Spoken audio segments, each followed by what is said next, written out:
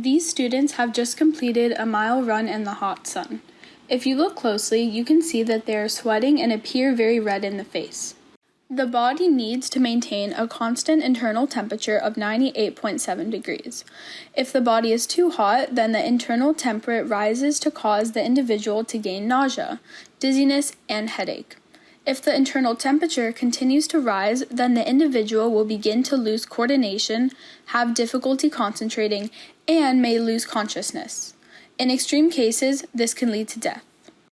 If the body is too cold, then the internal temperature will decrease, which can lead to the individual losing coordination, feeling drowsy and confused, slurring their speech, and eventually will lose consciousness.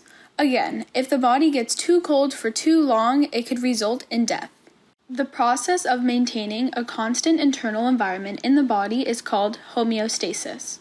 So how can our body maintain this homeostatic balance of not too cold and not too hot? The region of the brain, called the hypothalamus, is responsible for checking and maintaining the internal temperature of the body. Because the air in the shade is cooler than the air in the sunlight, we will radiate/lose more heat faster when in the shade, also known as radiation. Vasodilation is when the arteries open wide on the surface of the skin, which brings more hot blood to the surface so that you are able to radiate more heat. This is why someone who is exercising and hot may appear redder because there is more blood on the surface of their skin. Sweat on the surface of the skin changes states from a liquid to a gas. This requires energy. It uses the heat energy from the body to do this, also known as evaporation, leaving the body cooler. This accounts for about 80% of the heat reduction during exercise. One example of conduction could be when placing a cold water bottle against your forehead and even drinking the cold water. One example of convection could be when fanning yourself, moving air past your face or body. Remember how the body loses heat when it is too hot? Well, when the body is too cold, it will reverse these processes and try and maintain as much heat as possible. Blood flow will be restricted to the surface in order to prevent the loss of heat.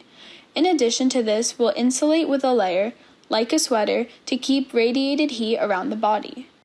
The sweater reduces the amount of air moving over the surface of the body. This helps to maintain heat, also known as convection. The muscle fibers of the body will begin to move back and forth rapidly, also known as shivering, which generates heat in the muscles, which is often conducted into the bloodstream. The friction from the muscles moving together creates heat.